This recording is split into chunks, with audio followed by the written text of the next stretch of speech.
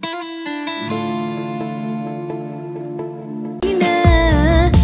حبيبي يا طه يا نجم متاهة غيرت الدنيا في عيني. بسم الله من الشيطان الرجيم. بسم الله الرحمن الرحيم. صلى الله على أشرف المرسلين وعلى آله حق قدره العظيم. Yan uwa maza da mata, mutanen duniya mai albarka, muna muku fatan alkhairi. Kamar yadda kuka sani, Mubarak Musa Arke mai kawo muku shawarwari game da abin da ya danganci harkokin ku na rayuwa, wajen gaya muku matan da ya kamata ku aura don samun buɗe da ɗaukaka, ko mazajen da ya kamata ku aura, ko kwas na karatun yara da sauran dai shawarwari. To kamar yadda kuka sani, a littafin mu na Jami'u Sagir da muke yi, mun tsaya a hadisi na 45, yau za mu tashi hadisi na 46. Annabi sallallahu alaihi wasallam yana cewa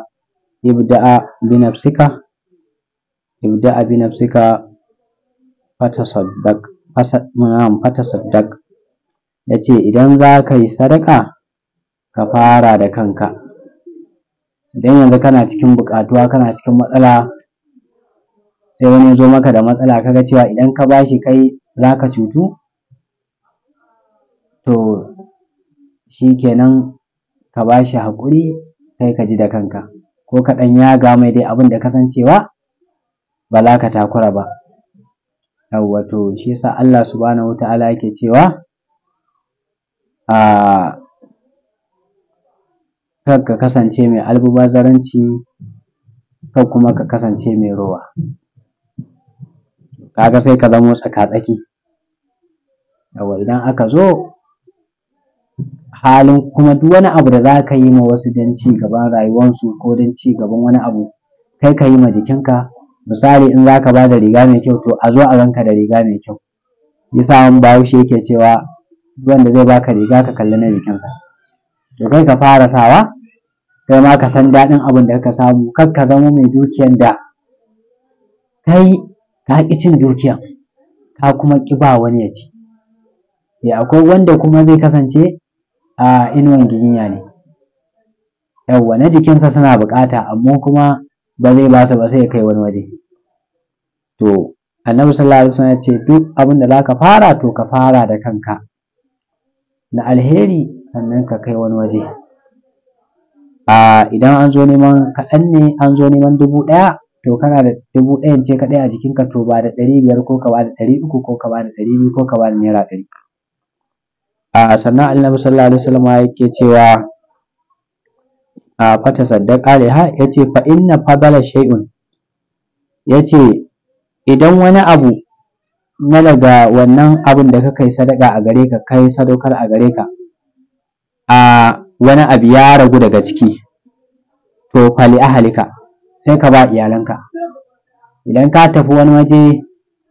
ka ɗan ci wani abu mai daɗi ko wani abin alheri ya zo ka samu, to ka fara da ahalin ka tukunna, wanda suke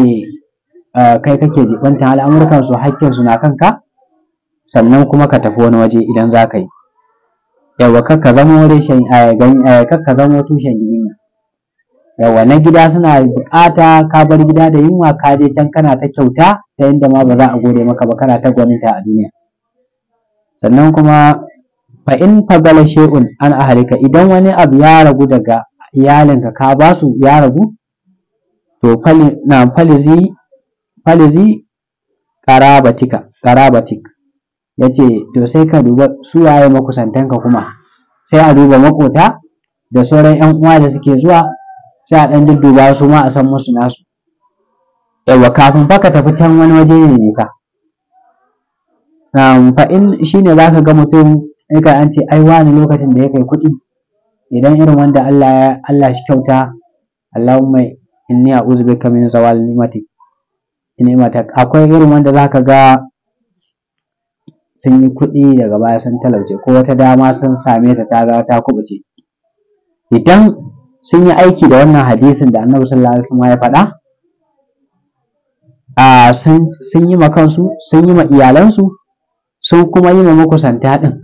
kamar yadda annabi sallallahu alaihi wasallam ya kawo shi yasa muka ce muku duk abin da Allah da annabi suka kawo aka kauce to sai an gaba daidai ba da yawan abubuwa mun kauce ma hanyar Allah da annabi ne muke ta shan wahala Allah shi kyauta yace to idan ka yi aiki alkhairi ga makusantan shi haka ai wani lokacin da yake samu yayi kaza wani ma a cikin wanda ka taimaka sun zama wani abu sai su dawo kuma alherin da kai sai ya dawo maka yasa annabi sallallahu alaihi wasallam yake cewa yace kama tudinu tudanu wa kama tu'malu tujza wa kama tazra'u tahsadu sannan kuma fa in fadala fa in fadala an zi qarabatik shay'un an zi qarabatika shay'un idan wani abu ya ragu daga makusantanka da ka bada sai abun yayi albarka yayi yawa ya ragu to fa haka za wa haka za sai ka duba yan bangaren dama da hagu duka ai ta babbada kuma haka za kai ta yi dai kai ta yi kakka daina ai ta aikin alkhairin kakka ce akwai wanda zaka ga su in su samu kansa su sani daga su sai kansu wani iyalin ma ba za su samu ba shi yasa duk mai kuɗi da baya kyautata ma iyalansa da 'ya'yansa to ƙarshe su ne za su yi silar mutuwansa ma in bai wasa ba ƙarshe sai ya haɗu da wahala ko su ƙosa ya mutu ko su ma sanadiyar mutuwan nasa ko su je su asire shi su kwashe dukiya dukka ƙarshe dai dukiyan da ya bari iya abin da ya kaci shine nasa abin da ya bari da na magada ne haka annabi sallallahu alaihi wasallam ya faɗa sabida haka in ka samu ka ci ka nuna Allah subhanahu wata'ala ya ce idan aka baka dukiya to ka nuna wato gurabun wato wannan ni'imar dukiyan da aka baka ka nuna cewa lalle ka samu kar ka dinga kasancewa kullum babu kaga wannan idan Allah ya jibge maka babu to sai ka rasa inda zaka yi ita kullum ka dinga nuna wadatanka ko da baka da shi kar a gane ka dinga nuna wadatanka da godiyar Allah don Allah ya da ni'imar ka ba za ta gushe ba annabi sallallahu alaihi wasallam yana cewa shi hadisi na farko an karɓo shi ne daga Delami fi Musnadil Firdausi an Anas na biyu kuma an karɓo shi ne daga Abi Shaybata an Yahya an Abi Kasir mursalan na uku kuma li ibn Adi fil Kamil an ibn Umara sai wannan hadisi na 47 annabi sallallahu alaihi wasallam yake cewa ibda'a biman ta'ul yace ku fara daga wanda kuke jibanta aga hadisin ya sake mai ta duk wanda ake jibanta wanda suke na kusa wanda suke a sama wanda suke kamar a ce wanda suke dai su ne dai na gaban goshi na gaba to a faffara da wanda ake jibanta wanda suke nauyin ka ke kansu wanda ka san dole ya zama na wajibi ka musu da wanda cancanta na jiki ne to da su ake farawa sannan kuma ka tafi can wani waje sannan hadisi na 48 annabi sallallahu alaihi wasallam yana cewa ibda'u bima bada Allahu bi yace ku fara da abin da Allah subhanahu wataala ya fara da shi shine bismillahir rahmanir rahim da abin da za ku yi ku fara da bismillah sannan kuma idan kun je ziyarar manzon Allah abin da za ku fara da shi kamar yadda Allah subhanahu wata'ala ya faɗa inna safa wal marwata min sha'airillah idan kuka je aiki ku je ziyarar manzon Allah ku je to ku fara